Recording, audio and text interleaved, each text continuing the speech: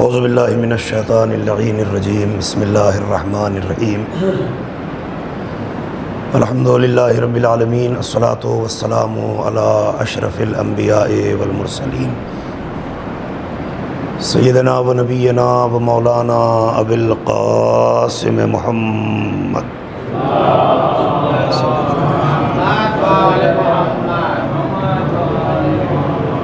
والصلاۃ والسلام علی آلہ الطیبین الطاہرین المعصومین المظلومین المنتخبین المنتجبین الغر المیامین ولعنۃ اللہ علی اعدائہم اجمعین من الآن الی یوم الدین اما بعد فقد قال علی ابن ابی طالب علیہ السلام ان اللہ کما زین العرش باسماء الخمسۃ الطیبہ فزین اللوح المحفوظ باسم زینب الکبریٰ صلوات بر محمد و آل محمد۔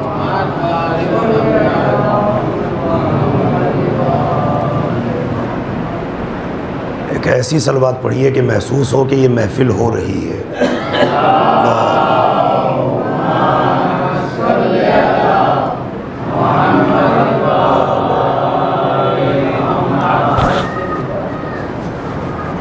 تمام مومنین اور مومنات کو آمد ثانی زہرا سلام اللہ علیہا خداوند عالم بہت بہت مبارک فرمائے، اور جس کے سبب سے اسلام کی مشکلیں آسان ہوئی ہیں اسی کے سبب سے خداوند عالم مومنین اور مومنات کی تمام پریشانیوں کو دور فرما۔ تجھے واسطہ اس عظیم المرتبت ہستی کا کہ جس کے آنے سے امام حسین کے دل کو سرور ملا ہے، پروردگار مومنین اور مومنات کے دلوں کو ہمیشہ مسرور اور خرم فرما۔ جہاں جہاں بھی مولا کے چاہنے والے موجود ہیں، پروردگار جو روئے ارض پر جہاں بھی ہیں اور آمد ثانی زہرا کا جشن منا رہے ہیں، پروردگار ان کی توفیقات خیر میں اضافہ فرما۔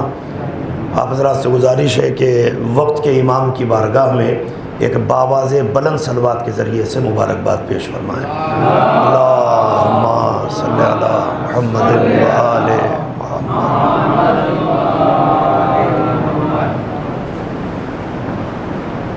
امیر المومنین کا ارشاد مبارک عنوان کلام کے طور پہ آپ کی سماعتوں کے حوالے کیا ہے۔ ظاہر ہے کہ باپ اپنی اولاد کو اچھی طرح سے پہچانتا ہے کہ اولاد کے جوہر کیا ہیں۔ جو کائنات کا ایک ایک شجرہ اپنی تلوار کے ذریعے سے پہچانتا ہو تو خود اندازہ لگائیے کہ وہ بیٹی کو کیسا پہچانتا ہوگا۔ ایک کتاب ہے خصائص زینبیہ،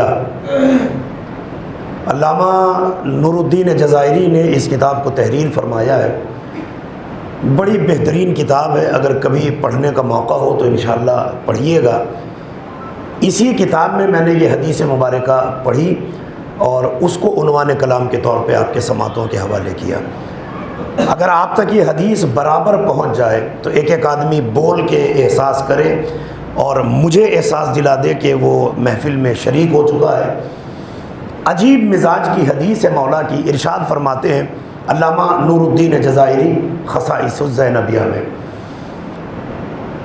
ان اللہ کما زین العرش باسماء الخمسۃ الطیبہ فزین اللوح المحفوظ باسم زینب الکبریٰ۔ ارشاد فرماتے ہیں کہ جیسے اللہ نے اپنے عرش کو زینت دی ہے پنجتن پاک کے 5 اسما کے ذریعے، مولا کائنات کا ارشاد گرامی ہے۔ جناب محسن کے حوالے سے میں نے گزشتہ سال ایام فاطمی میں ایک مجلس پڑھی تھی اور اس میں عرش کے حوالے سے میں نے ایک جملہ پڑھا تھا، بس اسی جملے سے اپنی گفتگو کو ملا رہا ہوں تاکہ عظمت جناب زینب آپ کے ذہنوں میں آشکار ہو جائے۔ اور میں یہ سمجھتا ہوں کہ جو اس جملے کو سمجھ جائے گا اسے آگے سننے کی ضرورت نہیں. یہ ایک جملہ مکمل فضائل ہے میری شہزادی کا. ارشاد فرماتے ہیں مولا کہ جیسے اللہ نے عرش کو زینت دی ہے پنجتن پاک کے اسماء طیبہ کے ذریعے، اسی طرح لوح محفوظ کو زینت دی ہے میری بیٹی زینب کے نام کے ذریعے. میں پہلے ہی آپ سے کہہ رہا ہوں کہ یہ ایک جملہ نہیں ہے، شہزادی زہرا کی بیٹی کا مکمل فضائل ہے، مکمل قصیدہ ہے. کیا فرمایا مولا نے؟ اللہ نے عرش کو زینت دی ہے پنجتن کے نام سے. زینت کس طرح سے دی ہے؟ اللہ نے صرف عرش کو زینت نہیں دی ہے، دو سبب تھے. امیر المومنین ارشاد فرماتے ہیں ان اللہ خلق العرش جعل یہتز. جب اللہ نے عرش کو خلق فرمایا تو عرش اللہ کے خوف سے کانپ رہا تھا. اب گرا تب گرا، گرتا ہوا عرش اللہ نے کیسے سنبھالا؟ فرماتے کتبا اسماؤنا علی العرش استقر. اللہ نے ہمارے نام عرش پر لکھے، گرتا ہوا عرش سنبھل گیا. آپ نے جملہ سن لیا، میں نے پڑھ دیا. مولا نے کیا فرمایا؟ عرش گرنے والا تھا، ہمارا نام لکھا، گرتا ہوا عرش سنبھل گیا. اب دو زمانہ سوچے کہ جس علی کا نام گرتے عرش کو سنبھال سکتا ہے، اگر مومن کو ٹھوکر لگے اور مومن مولا کا نام لے لے تو کیا گرتا ہوا مومن سنبھل نہیں سکتا؟ بہت آسان ہے. تو ایک مرحلہ تو یہ تھا کہ گرتا عرش سنبھالنا تھا تو پنجتن کا نام لکھا. اور دوسرا مرحلہ کیا تھا؟ زینا، اللہ زینت دینا چاہتا تھا. اب میں جملہ کہنے جا رہا ہوں، اگر جملہ آپ تک پہنچ جائے تو جیسے پہلا جملہ سنا ہے ایسے اس جملے کو محسوس فرمائیے گا. اللہ نے عرش کو زینت دی ہے پنجتن کے نام سے. عرش جتنا چمکتا ہے پنجتن کے صدقے میں، عرش جتنا کامیاب ہے پنجتن کے صدقے میں، عرش کی جتنی زینت ہے پنجتن کے صدقے میں. اب زمانہ عظمتیں کہاں تولے گا کہ جس علی کا نام عرش کو زینت دیتا ہو، زینب اسی علی کی زینت کا نام ہے. جس کا نام عرش کے لیے باعث زینت ہو، زینب اپنے بابا کے لیے زینت کا سبب ہے. اور اسی مرحلے پر اب ظاہر ہے کہ بات آئی ہے، اور اسی مناسبت سے انشاءاللہ میں پوری کی پوری تقریر اور اپنے وقت کے اندر انشاءاللہ کوشش کروں گا کہ میری بات ختم ہو جائے. اگر وقت تھوڑا بہت کم یا زیادہ ہو جائے تو اس پہ نظر نہ رکھیے گا، یہ سوچئے گا کہ پڑھا کیا ہے. اگر پہلے سنا ہوا ہو تو پورے مجمع کو اجازت دے رہا ہوں کہ ایک دم منہ پہ ہاتھ رکھ کے بیٹھے جیسے لوگ اپنے پیٹ پکڑ کے بیٹھتے ہیں، بالکل پوری توجہ سے. اگر پہلی مرتبہ سن رہے ہو تو پھر ہاتھ کھلنا چاہیے، زبان ہلنی چاہیے اور ہاتھوں کو تھوڑی سی زحمت دینا پڑے گی.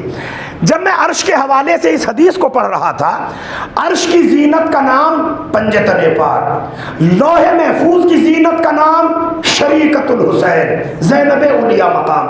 اب میں جب لوح محفوظ کے بارے میں پڑھنا چاہتا تھا تو میں نے یہ سوچا کہ پہلے یہ تو پتا چلے کہ لوح کی عظمت کیا ہے. تو لوح کے حوالے سے آپ کا پیغمبر ارشاد فرماتا ہے لِأَنْ لَا تَلْمِسُهُ أَيْدِي مِنَ الْخَلْقِ مِنَ الْجِنِّ وَالْإِنسِ وَلَا الْمَلَائِكَةِ الْمُقَرَّبِينَ. لوح محفوظ جانتے ہو کیا ہے؟ کہ جس کو آج تک مخلوق میں کسی کا ہاتھ چھو نہ سکا ہو.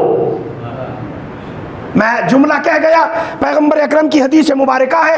اگر لوح محفوظ کو پہچاننا ہو تو ایک حدیث سے پہچانیے. کیا ہے لوح محفوظ کی عظمت؟ کہ نہ جن کا ہاتھ وہاں پہنچا، نہ انسان کا ہاتھ وہاں پہنچا، نہ فرشتے کا ہاتھ پہنچا، نہ ملک مقرب کا ہاتھ پہنچا. وہاں ہے لوح محفوظ. تو لوح محفوظ کسے کہا گیا؟ کہ جو چھونے سے مبرہ ہو، جسے کوئی چھو نہ سکتا ہو. اب بھی آپ نہیں سمجھے. جس لوح محفوظ کو کوئی چھو نہ سکے، جب وہ لوح محفوظ ہے تو گناہوں میں کیا طاقت کہ وہ زینب کا دامن چھو کے نکل جائے. تو جہاں زینت کے طور پر زینب کا نام لکھا گیا ہو، جب وہ لمس سے محفوظ ہے تو زینب کا کردار گناہوں سے محفوظ ہے. نہ وہاں تک کسی کا ہاتھ جا سکتا ہے، نہ کوئی گناہ زینب کے دامن تک آ سکتا ہے۔ سیدھے سیدھے لفظوں میں کہیے، آج علی کی بیٹی نہیں آئی ہے، فاطمہ جیسی معصومہ آئی ہے۔ واضح ہے بات؟ اب یہاں سے پوری توجہ کیجئے گا۔ ظاہر ہے کہ جو معصومہ ہوگی تو وہ ایرے غیرے گھر میں نہیں رہے گی، اس کا گھر بھی محفوظ ہوگا۔ کتنا محفوظ ہوگا؟ اس مناسبت سے جب میں نے قرآن کریم کا مطالعہ کیا تو بغیر قرآن کے فضیلت کی کوئی حیثیت یا کوئی حقیقت نہیں۔ اگر فضیلتوں کا راستہ قرآن سے ہو کے نہ گزرتا ہو تو فضائل نہیں ہے۔ اور یہ تو قرآن مجید میں خدا خود کہہ چکا ہے کہ پورا کا پورا قرآن آل محمد کا قصیدہ ہے۔ تو جب قصیدہ ان کا ہے تو فضیلتوں کی آیتیں اسی میں موجود ہوگی۔ زینب جیسی معصومہ رہے تو کہاں رہے؟ اب رہنے کے مقام کو اللہ نے قرآن مجید میں بیان کیا۔ حوروں کا قرآن میں الگ الگ موقعوں پر تذکرہ ہے، الگ الگ سوروں میں اللہ نے، الگ الگ آیتوں میں اللہ نے حوروں کا تذکرہ کیا۔ حوریں کتنی پاک و پاکیزہ ہیں یہ آپ اچھی طرح سے جانتے ہیں کہ اگر 70 کپڑے بھی پہنے رہے تو اتنی شفاف ہوں گی کہ کپڑے ان کے بدن کو نقصان نہیں پہنچا پائیں گے۔ کسی نے آپ کے مولا سے پوچھا کہ مولا کیسے ممکن ہے کہ جب ایک لباس بدن کو ڈھک لیتا ہے تو 70 لباسوں کے پار بھی ان کا بدن کیسے نظر آئے گا؟ امام نے فرمایا یہ بتا کہ تالاب میں پانی جتنا بھی گہرا ہو تہ نظر آتی ہے یا نہیں آتی؟ تو لباس شفاف ہوگا، بدن پاکیزہ ہوگا۔ یہ حوروں کی کوالٹی، الگ الگ انداز میں قرآن مجید نے حوروں کی کوالٹی کو بیان کیا۔ حوریں رہتی کہاں ہیں؟ جنت میں۔ یہ آسان سا پتہ ہے، حور دیکھنا ہو تو جنت کو دیکھو، حور کی زیارت کرنا ہو تو جنت تک آ جاؤ۔ مگر جنت میں کہاں رہتی ہے؟ جنت میں تو ساری دنیا چلی جائے گی، جو جو ولایت علی پہ ہوگا وہ آسانی سے جنت میں چلا جائے گا، تو ساری دنیا آپ کو جنت میں مل جائے گی۔ حور کہاں رہتی ہوگی؟ جب میں جنت کے حوالے سے حدیثوں کو دیکھ رہا تھا تو ایک بڑی عجیب و غریب سی حدیث میرے سامنے آئی، اور حدیث کا ترجمہ اور حدیث کا متن آپ کو سنا رہا ہوں۔ اگر بات دل تک پہنچ جائے تو خدا کے لیے بول ضرور جائیے گا، ثانیہ زہرا کا جشن ہے۔ روایت کہتی ہے کہ جب جناب آدم مہمان خانہ فردوس کی طرف بڑھے تو جناب آدم نے جنت کے دروازے پر امام کا نام لکھا ہوا دیکھا، امام حسین کا نام۔ امام کے نام کو دیکھ کے پوچھتے ہیں اے جبرائیل یہ کس کا نام ہے؟ کہ یہ اسی کا نام ہے جس کے نام کی وجہ سے آپ کو سجدہ کیا گیا۔ تو جانتے ہیں جنت کے دروازے پہ کیا لکھا تھا؟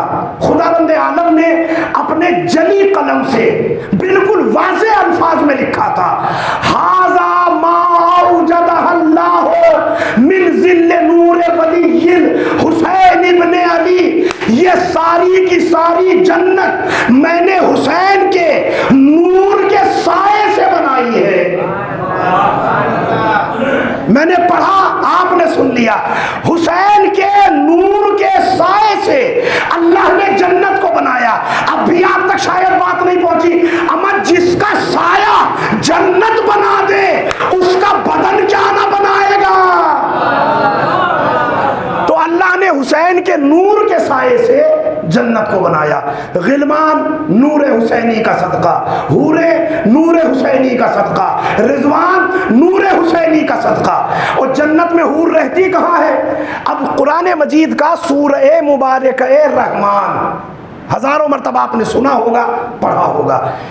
اس سورے میں جو تعریف اللہ نے حور کی ہے، ایسی تعریف پورے قرآن میں آپ کو کہیں نہیں ملے گی، بالکل جامع اور معنی تعریف۔ قرآن مجید سورہ رحمان اور سورہ رحمان کی 72ویں آیت جہاں حور کا اللہ نے تذکرہ کیا۔ ایک ایک آدمی جو قرآن پڑھتا وہ آگے تک میرے پڑھنے سے پہلے چلا گیا ہوگا۔ رحمان کے جب عدد کو نکالا تو صرف رحمان کی عدد نکلے 329، 329، اور ان کو جب برابر میں گنا جاتا ہے تو عدد کامل نکالا جاتا ہے۔ 3 اور 2 5، 5 اور 9 14۔ آیت نمبر 72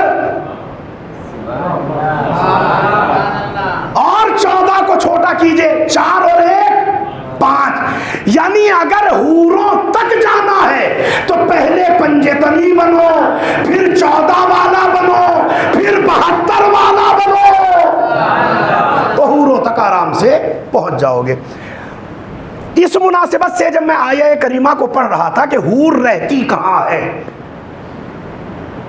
میں قسم خدا کی پڑھنے کے بعد بہت دیر تک میرا دماغ ہوا میں چکراتا رہا۔ مجھے یہ نہیں سمجھ میں آیا کہ پیر زمین پہ ہے کہ میں ہوا میں ہوں، کچھ سمجھ میں نہیں آیا، چونکہ حور کے رہنے کے لیے جو اللہ نے جگہ بتائی ہے وہ جنت نہیں بتائی، جنت میں بھی ایک الگ جگہ۔ اب قرآن مجید کہتا ہے جس نے قرآن پڑھ رکھا ہے کم سے کم وہ میری تائید کرے، حور مقصورات فی الخیام، حوریں کہاں رہتی ہیں؟ خیموں میں، جنت میں نہیں، جنت کے اندر خیمہ، خیمے میں حور۔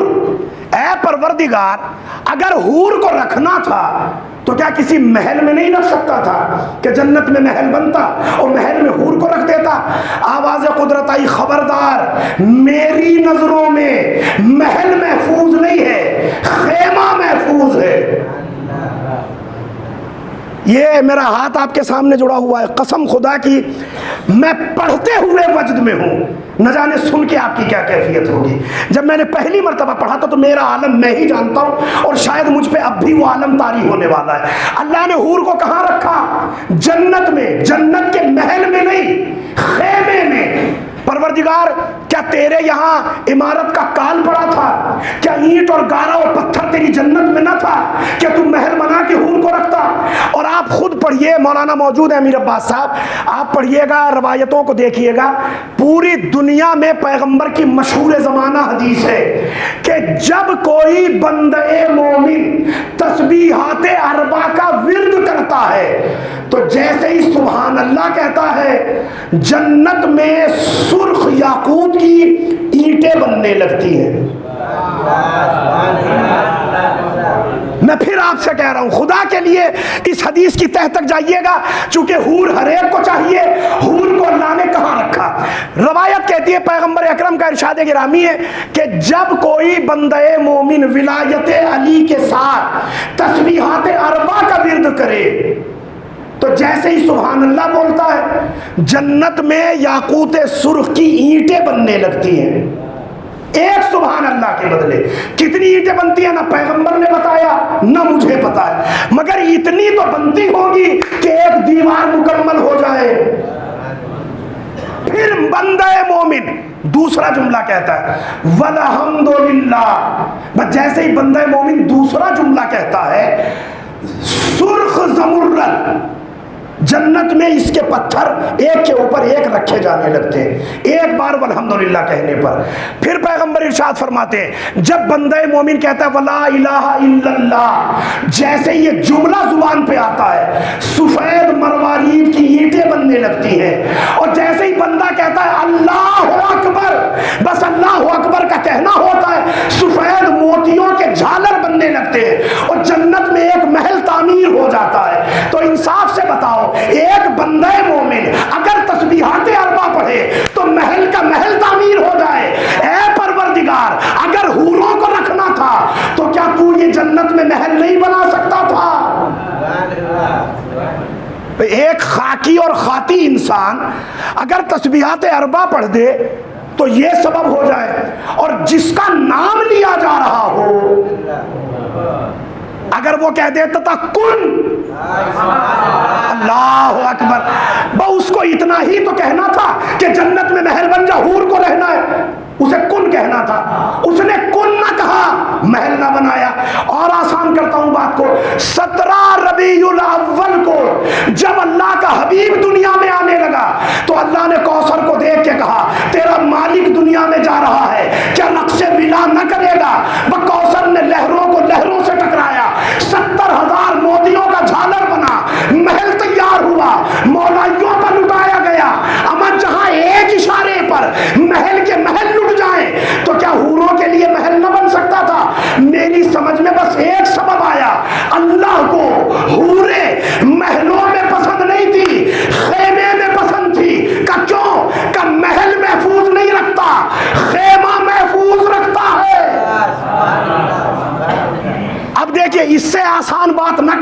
گا، کیونکہ اگر اسی کی وضاحت میں لگ گیا وقت میرے ہاتھ سے نکل جائے گا۔ اللہ نے حور کو محفوظ کہاں رکھا؟ خیموں میں، خیموں میں، خیموں میں۔ معصوم مخلوق کہاں محفوظ رہی؟ خیموں میں۔ اور جس بی بی کا روز ولادت ہے، اللہ اکبر، میں نے ماں اور بیٹی کو دیکھا کہ دونوں کا تعلق خیمے سے تھا، ماں کا تھوڑی دیر کے لیے، بیٹی کا زیادہ دیر کے لیے۔ ماں جب میدان مباہلہ میں آئی سلمان نے خیمہ لگایا، یہ جب کربلا میں آئی، اللہ اکبر، میں کہہ گیا۔ اب دیکھیے دونوں کے فرق کو پہچانیے۔ فاطمہ کو آنا ہے میدان مباہلہ میں، کچھ دیر رہنا ہے، نامحرموں کی نظروں کے سامنے نہیں رہ سکتی، چلی آگے آگے۔ سلمان میدان مباہلہ میں خیمہ لگایا، فاطمہ خیمے میں گئی۔ نصارہ کا انتظار ہے کہ نصارہ آئیں مباہلہ ہو۔ روایت کہتی ہے کہ خیمے میں زہرا چند لمحے بیٹھی، تو زہرا کا تعلق ہے خیمے سے تھوڑی دیر کا۔ یہ مخدومہ 2 محرم کو کربلا آئی، اس کے لیے خیمہ ایرے غیرے نے نہیں لگایا، اس نے لگایا جس کا علم دنیا اٹھاتی ہے۔ نہ میں جملہ تو پہنچا ہی نہیں سکا، بالکل آسان کروں جملے کو، ایک ایک آدمی تک پہنچ جائے۔ فاطمہ کا خیمہ علی کے غلام نے لگایا، زینب کا خیمہ وفا کے امام نے لگایا، جو وفاؤں کا امام تھا اس نے زینب کا خیمہ لگایا۔ فاطمہ کا خیمہ سلمان نے لگایا۔ اب سلمان اور مولا عباس میں کتنا فرق ہے؟ کم سے کم اتنا فرق تو ہے، سلمان پیدا ہوئے تھے غیر اسلام پر، عباس پیدا ہوا ہے آغوش ایمان میں۔ تو کیا عصمت ہوگی زینب کبریٰ کی کہ جس کے لیے خیمہ عباس جیسی شخصیت لگائے۔ اور جیسے ہی کربلا کے میدان میں یہ خیمہ لگا، آپ نے شام غریبہ میں خیموں کے جلنے کے مصائب سنے ہوں گے، مجھے مصائب نہیں پڑھنا ہے۔ عصمت زینب علیہ مقام محفوظ کہاں ہے؟ خیمے میں۔ روایت کہتی ہے، ایک عالم گزرے ہیں علامہ سید مرتضیٰ نجفی مرعشی، عالم بھی ہیں، مجتہد بھی ہیں، اس کے ساتھ ساتھ شاعر بھی تھے۔ انہوں نے جب جناب زینب کے خیمے کو دیکھا تو انہوں نے ایک مکمل قصیدہ لکھا خیمے کی شان میں۔ ابھی آپ نے چاچا سے شعر سنے، برادر محترم شعر پڑھ رہے تھے، آپ نے شعر سنے، بہت اچھا سنے، لیکن اب جو جملہ کہنے جا رہا ہوں یہ شعر اردو کا نہیں ہے، عربی کا شعر ہے۔ پورا قصیدہ بھی نہیں پڑھنا ہے، 2 شعر یا 3 شعر آپ کے حوالے کروں گا تاکہ خیمے کی عظمت سمجھ میں آ جائے۔ دیکھیے جب خیمہ ہوتا ہے تو کوئی پہرے دار بھی ہوتا ہے، بغیر پہرے دار کے خیمہ نہیں ہوتا۔ سید مرتضیٰ مرعشی نجفی فرماتے ہیں، یکادو من ہیبت اللہ یطوف بہ لولا الملائکۃ انہم خدم۔ اگر ملائکہ اس دروازے کے نوکر نہ ہوتے تو انہیں طواف کی بھی اجازت نہ ہوتی۔ کیوں؟ چونکہ خیمہ ہے زینب کا۔ آپ حسین ٹگری جاتے ہیں؟ آپ کے یہاں کیا نام ہے اس جگہ کا؟ کانودر۔ میں گزشتہ سال عشرہ اربعین میں پہلی مرتبہ کانودر کی زیارت کو گیا، تو اربعین میں تیاریاں چل رہی تھی، اپنی آنکھوں سے دیکھ کے آیا ہوں، مثال اس لیے دے رہا ہوں چونکہ آپ نے ہر سال اس مثال کو دیکھا ہے۔ تو وہاں جانے کے بعد جو نظارہ نظر آیا وہ یہ تھا کہ چھولداری ہمارے یہاں اردو میں بولتے ہیں، لکھنوی زبان میں چھولداری، اور عربی میں بولتے ہیں خیمہ۔ آپ کی گجراتی میں کیا بولتے ہیں میں نہیں جانتا، لیکن اسے خیمہ ہی سمجھیے۔ حسین ٹیکری میں کانودر میں زائرین کی آمد کے لیے ایک لائن سے خیمے بنائے گئے، ہزاروں کی تعداد میں خیمے۔ میں نے کہا بھئی یہ کیوں بنا رہے؟ کا جو مولا کے زائر آئیں گے 4 دن یہاں مجلسوں میں رہیں گے تو انہیں کوئی پریشانی نہ ہو۔ میں نے کہا مجلسیں ہر سال کی ہیں تو کیا ایسا نہیں ہو سکتا کہ مکمل پکے مکانات بنا دیے جائیں؟ تو انہوں نے کہا مولانا مکان تو بن سکتا ہے مگر جو مزہ خیمے میں ہے، اللہ اکبر، جو لطف خیمے میں ہے وہ مکان میں نہیں ہے۔ میں نے کہا وہ کیوں؟ کہ جو بھی آئے گا اچھے اچھے مکان سے آئے گا، مگر جب مولا کے دیار میں آ جائے تو خیمے میں رہنے کا لطف لے، تاکہ اسے پتا چل جائے خیمہ کسی اور کا نہیں ہے، زینب اولیاء مقام کا ہے، وہ یہاں پہ رہے۔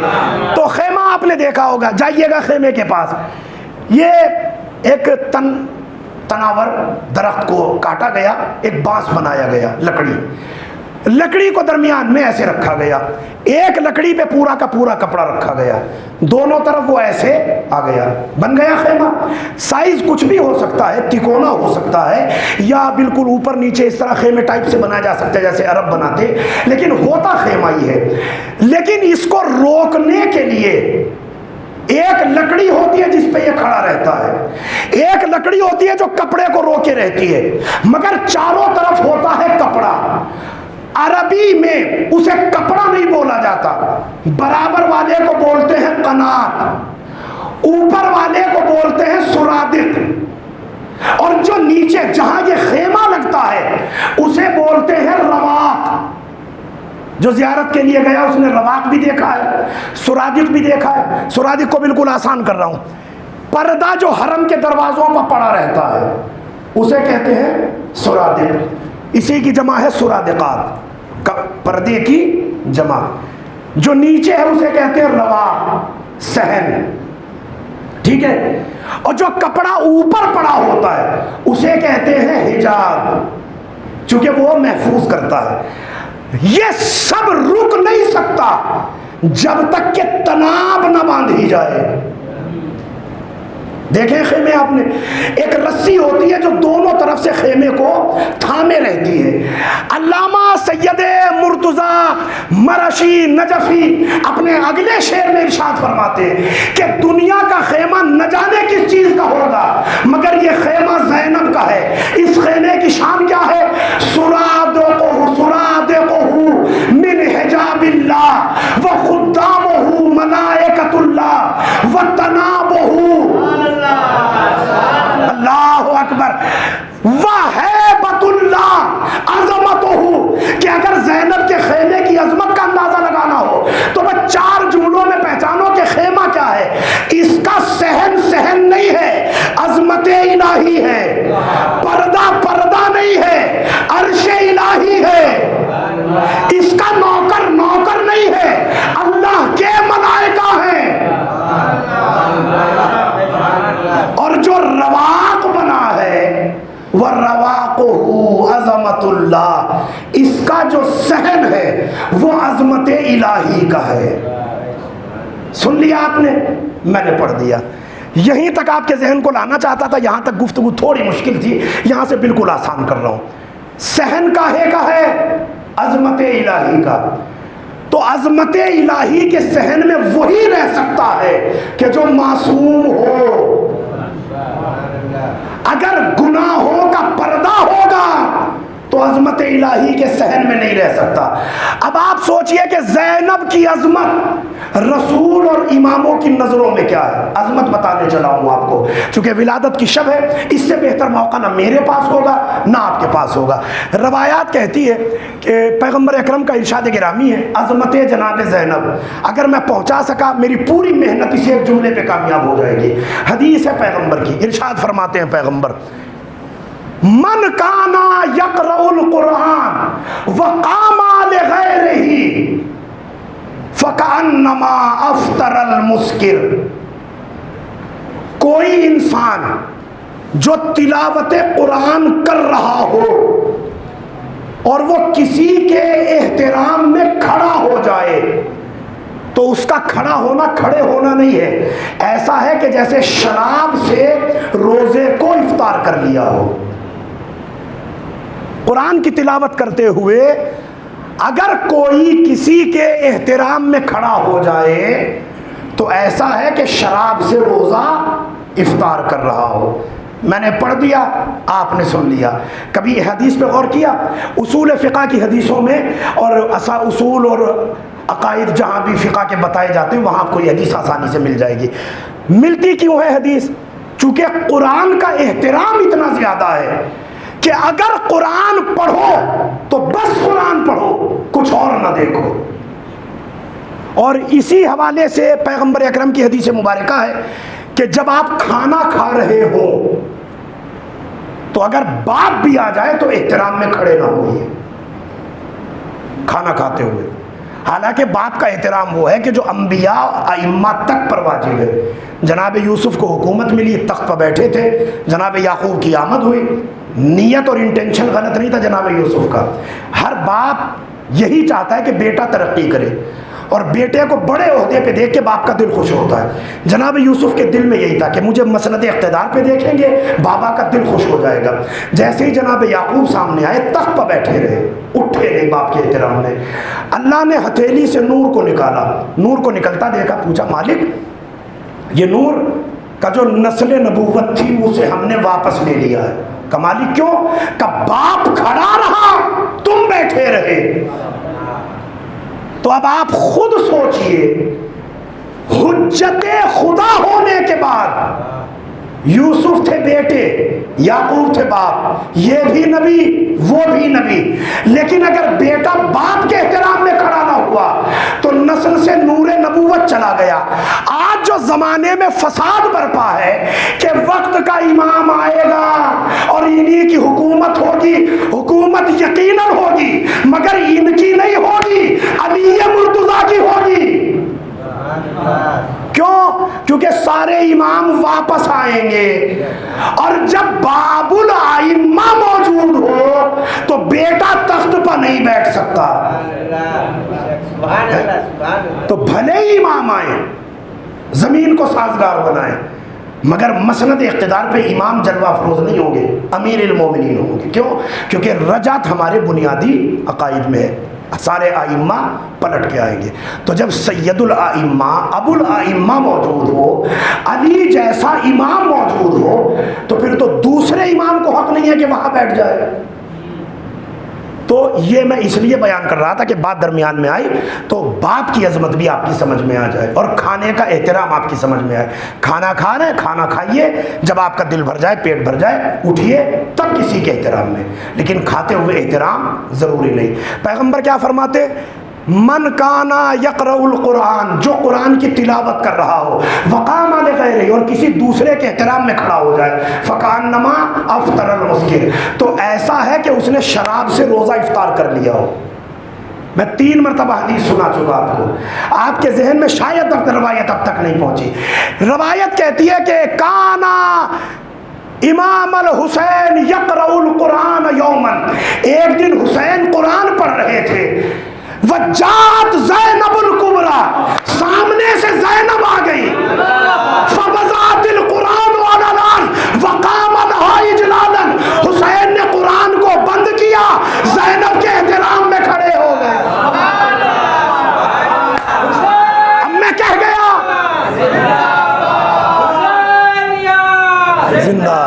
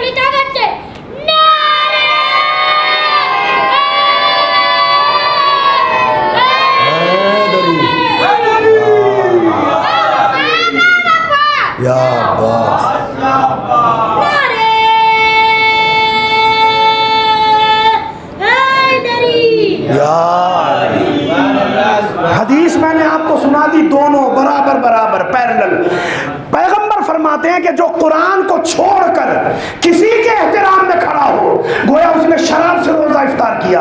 اور وہی روایت کہتی ہے کہ حسین قرآن پڑھ رہے تھے, سامنے سے بہن آ گئی, حسین نے قرآن کو بند کیا, زینب کے احترام میں کھڑے ہو گئے, احترام میں کھڑے نہیں ہوئے, ساری دنیا کو بتایا یہ بھی قرآن ہے, یہ بھی قرآن ہے. کیونکہ نبی کا ارشاد ہے کہ غیر کا احترام, زینب قرآن کی غیر نہیں ہے, قرآن کی آیت ہے, قرآن کا سورہ ہے, قرآن کی جان ہے. تو غیر ہوتی حسین کبھی نہ اٹھتے. مگر امام حسین کا بہن کو دیکھ کر کہ بہن آ رہی ہے, قرآن کو بند کرتے تھے, زمین پر رکھتے تھے, احترام میں کھڑے ہو جاتے تھے. انشاءاللہ کل دوپہر کی مجلس میں آگے کی بات عرض کروں گا, ابھی اس بات کو یہیں پہ چھوڑ رہا ہوں, بس ایک جملہ یہاں سے کہہ کے آگے بڑھتا ہوں. روایت کہتی ہے حسین نے قرآن بند کیا, بہن کے احترام میں کھڑے ہو گئے. میں جب اس حدیث کو دیکھ رہا تھا تو میری سمجھ میں یہ نہیں آیا حسین خود کھڑے ہوئے یا کسی نے کھڑے ہونے کو کہا. ایک جملہ سناتا ہوں آپ کو, نام تو اس وقت میرے ذہن میں نہیں ہے جس کا جملہ ہے, لیکن سرزمین عرب ہی سے تعلق تھا, بہت بڑا فلاسفر تھا. اس نے ایک دن مناجات کرتے کرتے قرآن اور نماز کے بارے میں 2 جملے کہے. ہو سکتا ہے مفہوم آپ تک پہنچاؤں, لیکن اصل عبارت سن لیجئے تاکہ عظمت جناب زینب سمجھ میں آ جائے. وہ کہتا اذا شئت ان اکلم باللہ فقرأت الصلاۃ, جب میرا دل ہوتا ہے کہ میں اللہ سے گفتگو کروں تو میں نماز پڑھتا ہوں. سن لیا آپ نے, میرا جب دل ہوتا ہے, میری طبیعت ہوتی ہے کہ میں اللہ سے گفتگو کروں تو میں نماز پڑھتا ہوں. وَإِذَا شِئْتُ أَنْ أُنَاجِيَ اللَّهَ فَقَرَأْتُ الْقُرْآنَ, اور جب میں یہ چاہتا ہوں اللہ مجھ سے بات کرے تو میں قرآن پڑھتا ہوں.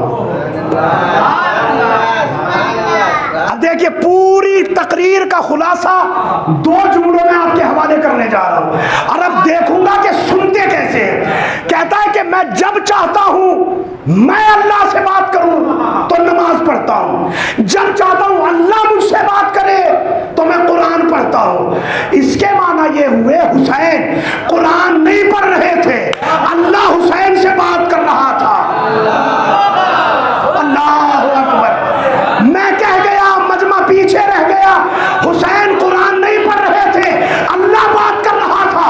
حسین نہیں اٹھنا چاہتے تھے, اللہ نے کہا ہوگا اٹھو اٹھو اٹھو. اللہ اکبر. اب عظمت زینب,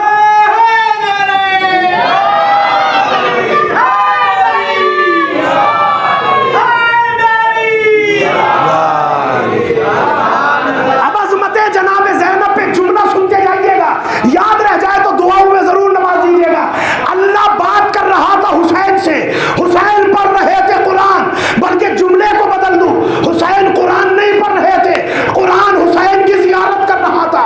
ادھر سے زینب آئی, قرآن نے کہا کھڑے ہو جاؤ کھڑے ہو جاؤ کھڑے ہو جاؤ. ابھی بھی یاد دلانا پڑے گا, تھوڑا سا پیچھے چلیے. نماز کا موقع, جانے عبادت مصلی پر, صحابہ سجدے میں, محمد کا سر سجدے میں, چھوٹا سا بچہ گھر سے نکلا, پشت رسول پا کے بیٹھا, نبی نے سر اٹھانا چاہا, فوراً آواز قدرت آئی, لا ترفع راسک, خبردار سر نہ اٹھانا, نماز کا بچانے والا بیٹھا ہے, نماز کا بچانے والا بیٹھا ہے, نماز کا بچانے والا بیٹھا ہے. اب تو آپ کو چلے جانا چاہیے تھا, اما جب حسین پشت پائے, خدا نے کیا کہا, سر نہ اٹھانا, نماز بچانے والا پشت پہ بیٹھا ہے. حسین قرآن پڑھتے تھے, سامنے سے زینب آتی تھی, قرآن کہتا تھا اٹھ جاؤ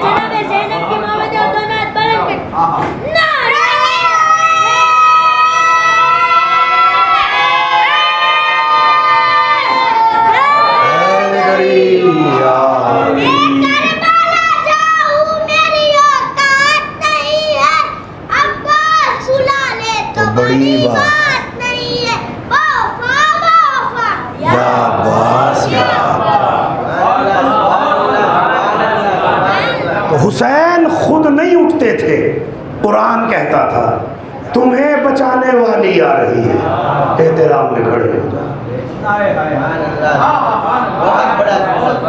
جس بی بی کی عظمت یہ ہو، ایسی حدیث کے ہونے کے باوجود جو قرآن پڑھتے ہوئے کسی غیر کے احترام میں کھڑا ہو، وہ شراب سے روزہ افطار کرتا ہے۔ اور یہاں اٹھنے والا مالک شریعت، آنے والی مدافع شریعت، پڑھا جانے والا منشور شریعت، اور قرآن کہتا اٹھ جائیے، آپ کو بچانے والی ہے۔ کیا کوئی کس ترازو میں عظمت زینب کو تولے گا؟ بس آخری مرحلہ ہے تقریر کا، یہیں پہ اپنے بیان کو انشاءاللہ سمیٹ دوں گا، وقت زیادہ آپ کا نہیں لینا ہے، وقت کے اندر انشاءاللہ بات کو ختم کرنے کی کوشش کروں گا۔ بہت سی روایتوں میں آپ کو یہ واقعہ مل جائے گا۔ دو طرح کی جنگیں ہوئی ہیں دور رسول میں، ایک غزوہ اور ایک سریہ۔ غزوہ اور سریہ مولانا اچھی طرح سے جانتے ہیں، یا بزرگ افراد جنہیں مجلس سے سننے کا الفاظ کی نوک اور پلک کا سلیقہ معلوم ہے وہ اچھی طرح جانتے ہیں۔ غزوہ کہتے ہیں جس میں پیغمبر خود تشریف لے کر جائیں۔ ایسی لگ بھگ 81 جنگیں 82 جنگیں اسلام کی ہوئی ہیں۔ ان جنگوں میں کچھ جنگوں میں پیغمبر بنفس نفیس تشریف لے کے گئے، اسے کہا جاتا ہے غزوہ۔ جیسے آپ نے نام سنا ہوگا غزوہ خیبر، غزوہ خندق، ایسی جنگ کے جس میں نبی خود شامل رہے، اسے کہتے ہیں غزوہ۔ سریہ کہتے ہیں کہ نبی نے لشکر بنایا، سردار بنایا اور کہا جاؤ جا کے تم جنگ کرو، جیت کے آ جاؤ۔ حکم پر نبی کے لشکر گیا، جیت کے آ گیا، اسے کہا جاتا ہے سریہ۔ لیکن اردو زبان کی مجبوری ہے کہ دونوں کو یہاں جنگ بولا جاتا ہے۔ وہ جنگ کے جو جنگ اسلامی ہو، پیغمبر رہے نہ رہے اس سے ان چیزوں کا کوئی مطلب نہیں۔ روایت کہتی ہے کہ بہت دور مدینے سے خبر آئی، پیغمبر نے ایک لشکر تیار کیا اور ماہ رجب المرجب میں لشکر کو روانہ فرما دیا۔ اس لشکر کا سردار پیغمبر اکرم نے، ایک صحابی تھے جناب قتادہ ابن نعمان، ایک صحابی تھے پیغمبر کے جناب زید ابن حارث۔ یہ ویسے نہیں تھے کہ جو کبھی میدان چھوڑ کے بھاگے ہوں، میدان میں ٹکنے والے۔ ایک صحابی تھے پیغمبر کے جناب قیس ابن عاصم، اور ایک تھے جناب عبداللہ ابن رواحہ۔ 4 صحابہ تھے پیغمبر کے، چاروں نام بتا دیے، تاریخ میں سرچ کر لیجئے گا، نیٹ پہ ڈال لیجئے گا، پوری ڈیٹیل آپ کے سامنے گوگل خود بخود بتا دے گا۔ 4 نام میں نے آپ کے سامنے لیے، عبداللہ ابن رواحہ، قتادہ ابن نعمان، زید ابن حارث اور جناب قیس ابن عاصم۔ 4 صحابیوں کی سرکردگی میں لشکر گیا اور کہا تم جاؤ جا کے کفار کا سر کچلو تاکہ اسلام فتح یاب ہو جائے۔ لشکر گیا، رجب گزر گیا، شعبان آ گیا، لشکر کی کوئی خبر نہیں آئی۔ آدھا شعبان گزرنے کو آیا، روایت کہتی ہے کہ یہ لشکر واپس آیا جو جنگ کرنے کے لیے گیا تھا۔ بس جیسے ہی لشکر واپس آیا، جناب زید ابن حارث اپنے گھوڑے سے اترے اور سیدھے جا کے پیغمبر کے قدم مبارک کا بوسہ لیا۔ صحابی ہے پیغمبر کا، قدموں کو چوم کے بتا رہا ہے۔ صحابی وہ نہیں ہوتا جو نبی کی قبر کو چومنے کو منع کرے۔ تمام دشمنوں پر صحابی وہ ہوتا ہے کہ جو مدینے میں قدم رکھتے ہی نبی کے قدموں کو چومے۔ زید نے نبی کے قدموں کو چوما، باقی تینوں بھی آئے، انہوں نے بھی نبی کے قدموں کو چوما۔ سارا کا سارا لشکر اسلام ایک طرف کھڑا ہوا، کچھ قیدی تھے، کچھ مال غنیمت تھا اور کچھ اسباب جنگ تھا جو یہ وہاں سے مال غنیمت کے طور پہ لوٹ کے لے کے آئے تھے، وہ سب کا سب خدمت پیغمبر میں رکھا گیا۔ حضور یہ قیدی ہیں، یہ مال غنیمت ہے، جیسے چاہیں لشکر اسلام میں تقسیم کر دیجئے۔ پیغمبر نے کہا کہ یہ بتاؤ کہ سفر تو اتنا لمبا تھا نہیں، رجب چلا گیا، شعبان گزرنے کو آ گیا اور تم اب واپس آ رہے ہو، کیا معاملہ تھا؟ اتنی لمبی جنگ کیسے چلی؟ سارے مسلمان پریشان تھے، کوئی خبر نہیں تھی تم لوگوں کی۔ تو لشکر اسلام سے ان چاروں نے جواب نہیں دیا. باقی جو لشکر پیغمبر کے پاس مال غنیمت کے چکر میں تھا, اس نے کہا حضور آپ کے علم میں نہیں ہے کیا؟ کیا ہوا؟ کہا ہم روزانہ جنگ کرتے تھے, مغرب کا وقت آتا تھا جنگ بند ہو جاتی تھی. یہ دور جاہلیت میں بھی رہا کہ مغرب کے بعد کفار بھی جنگ نہیں کرتے تھے. کہا پھر کیا ہوا؟ کہا ہر دن ایسا ہی ہوتا تھا. شعبان کی پہلی رات یا دوسری رات یا تیسری رات ہم جنگ کر کے لیٹے, اسی خیال میں تھے صبح اٹھیں گے پھر جنگ ہوگی, تب کا تب دیکھا جائے گا. لشکر اسلام تھکا ہوا تھا, سب کے سب سو گئے, مگر یہ جو 4 لوگ لشکر کے سردار تھے یہ نہیں سوئے. ایک مصلی پہ تھا, نماز پڑھ رہا تھا, ایک قرآن کی تلاوت کر رہا تھا, ایک تسبیح پڑھ رہا تھا, ایک ذکر خفی میں تھا. اچانک ہم نے یہ سنا کہ لشکر کفار نے ہمیں چاروں طرف سے گھیر لیا. ہم جنگل میں آرام کر رہے تھے, تھکے ہوئے تھے, بری طرح سے تھکے ہوئے. پتہ کسی کو نہیں تھا کہ ہوا کیا. چاروں طرف سے کافروں نے گھیرا اور گھیر کے ہمارے اوپر تیروں کی بارش شروع کر دی. اب جیسے ایک کو تیر لگا, 2 کو تیر لگے, 3 کو تیر لگے, تیروں کی سنسناہٹ سنائی دی. ہم لوگ گھبرا کے اٹھے تو اندھیرا اتنا تھا, پہلی 3 راتوں میں اندھیرا ہوتا ہی ہے, کہ ہمیں اندھیرے میں یہ پتہ نہیں چلا کہ تیر کدھر سے آ رہا ہے. اب ہم بچیں تو کیسے بچیں؟ اچانک ہم نے دیکھا زوان خارجن من زید بن حارث و عبداللہ بن رواحہ و قتادہ بن نعمان و قیس بن عاصم کالشمس الطالعہ, کہ جیسے سورج چمکتا ہے ان چاروں کے بدن سے ایسا نور نکلا. آخری جملہ ہے تقریر کا, جملہ پڑھ کے چلا جاؤں گا, بیان کو سمیٹ دوں گا, وقت میرا تمام ہونے والا ہے. جس تک یہ جملہ پہنچ جائے ہاتھ اٹھا دے, زبان کو زحمت دے دے, اپنی شہزادی کی بارگاہ میں مبارکباد کا تحفہ پہنچا دے. کہتے ہیں کہ ان چاروں کے بدن سے ایسا نور نکلا کہ جیسے سورج چمک رہا ہو. ان کے نور کا نکلنا تھا, کافر اندھے ہو گئے, ہمیں پتہ چل گیا کہاں پہ چھپے ہیں, ہم نے سب کو مارا, لشکر اسلام فتح یاب ہوا. اگر یہ چاروں نہ ہوتے ہم سب مارے جاتے. پیغمبر نے یہ جملہ سنا, سر کو سجدے میں جھکایا, سر کو سجدے سے اٹھا کے پیغمبر کہتے ہیں قول الحمدللہ رب العالمین, اللہ کا شکریہ ادا کرو سب کے سب. کہ حضور کیوں؟ هذه كانت ليلة غرة الشعبان ومنه انسلخ شهر الحرام.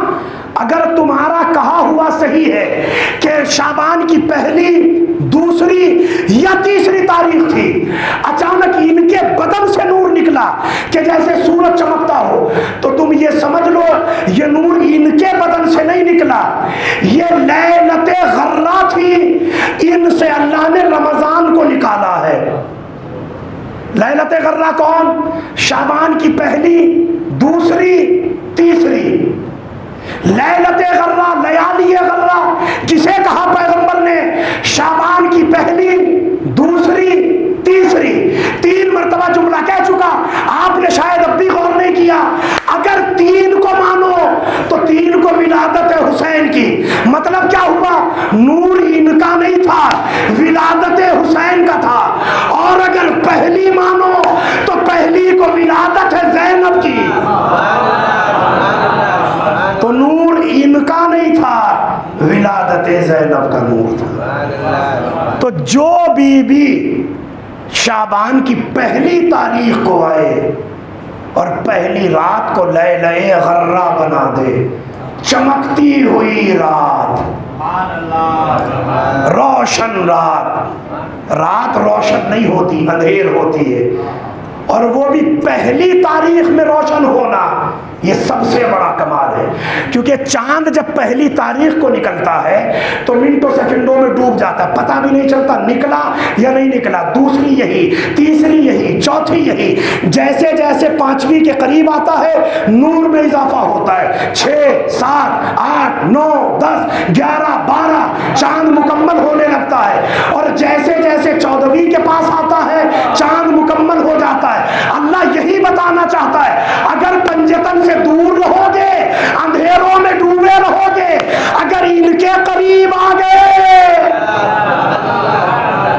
پہلی رات روشن ہو جائے گی۔ اب یہ ہے لیلۃ غرہ، جس کو روشن کیا نور زینب نے۔ انسان مرتا ہے، مر کے قبر میں جاتا ہے، پہلی رات گزارتا ہے، قبر کی پہلی رات۔ روایت کا جملہ ہے کہ جس نے قبر زینب کی زیارت کی ہو تو وہ قبر میں پہلی رات تنہا نہیں ہوتا، علی کی بیٹی اس کی مددگار بن کے آتی۔ تو قبر کا اندھیرا، قبر کی وحشت، قبر کی دہشت زینب کی آمد کی وجہ سے دور ہو جاتی ہے۔ وہ خود روایات کا بیان ہے، ابھی روضہ بند ہے، لاک ڈاؤن اور پوری دنیا کے حالات خراب ہیں، لیکن جو حضرات گئے زیارت کے لیے انہوں نے دیکھا کہ جب ایک دور تھا شام کا کہ جب روضے پہ وہ مجمع ہوتا تھا کہ ویسا مجمع کربلا میں بھی نہیں ہوتا تھا۔ ابھی حالات کچھ خراب ہیں۔ روایت کہتی ہے کہ جنت کے 8 دروازوں میں سے ایک دروازہ قبر زینب پہ کھلتا ہے، ایک دروازہ 8 دروازوں میں سے۔ اسلام پر باواز بلند سلوات، اللہ صلی اللہ محمد تو 8 میں سے ایک دروازہ زینب کی قبر میں ہے، اور زینب کا بھائی جوانان جنت کا سردار ہے، زینب کا بابا مالک جنت ہے، زینب کی والدہ خاتون جنت کی سردار، خواتین جنت کی سردار، زینب کا جد محمد مصطفیٰ تمام رسولوں کا سردار۔ اب آپ خود سوچو کہ جس کی قبر میں جنت کے مالکوں کی گود میں پلنے والی زینب آ جائے تو پھر قبر نہیں رہتی، رشک جنا بن جاتی۔ اسی لیے معصوم فرماتے ہیں کہ زندگی میں اگر ممکن ہو تو کم سے کم ایک مرتبہ ہماری امّہ محترمہ کی قبر کی زیارت کو ضرور جاؤ۔ چوتھے امام کی بھی روایت ہے، باقی ائمہ سے بھی روایت ہے کہ شہزادی زینب کی قبر کی زیارت کے لیے ضرور زندگی میں جاؤ۔ یہ نہ دیکھو کہ حالات کیا ہیں، حالات کے بدلنے والے خود اہل بیت ہیں۔ آپ جانے کا ارادہ رکھیے، انشاءاللہ راستے بنتے چلے جائیں گے۔ بس آخر کلام میں دعا ہے پروردگار عالم کے حضور، خدایا جس محترمہ کا، جس بی بی کا، جس شہزادی کا، جس اولیاء مقام زینب کا ہم نے تذکرہ کیا ہے، پروردگار اس ذکر کو قبول فرما۔ تجھے عظمت آل محمد کا واسطہ، آل محمد کے گھرانے کی آج پہلی خاتون کی ولادت ہے زینب اولیاء مقام کے نام سے، زہرا کے آنگن میں آج یہ پہلا پھول کھلا ہے صنف نسواں کا۔ پروردگار جو عزادار، جو ماں بہنیں ابھی تک اولاد سے محروم ہیں، جناب زینب کے صدقے سے ان کی گودیوں کو آباد فرما۔ تجھے واسطہ محمد وآل محمد کا جناب زینب کے صدقے سے جو بچیاں اب تک اپنے اپنے گھروں میں بیٹھی ہیں، شوہر کے گھر نہیں جا سکی، پروردگار اس پہلی رات کے صدقے سے، لیلہ غرہ کے صدقے سے ان بیٹیوں کو جلد سے جلد بہترین مقدر کے ساتھ انہیں ان کے شوہروں کے گھر پہنچانے کی توفیق عنایت فرما۔ تجھے واسطہ عظمت آل محمد کا خدایا جہاں جہاں بھی مولا کے چاہنے والے آباد ہیں ان کے جان مال عزت و آبرو کی حفاظت فرما۔ عظمت آل محمد کا واسطہ پروردگار شام کے جو راستے مسدود ہیں جلد سے جلد ان راستوں کو واہ فرما۔ تجھے واسطہ محمد و آل محمد کا روضہ مقدسہ پہ جیسے پہلے جمگھٹ تھا، پروردگار ویسی بھیڑ بھاڑ پھر سے روضہ مقدسہ پہ مہیا فرما۔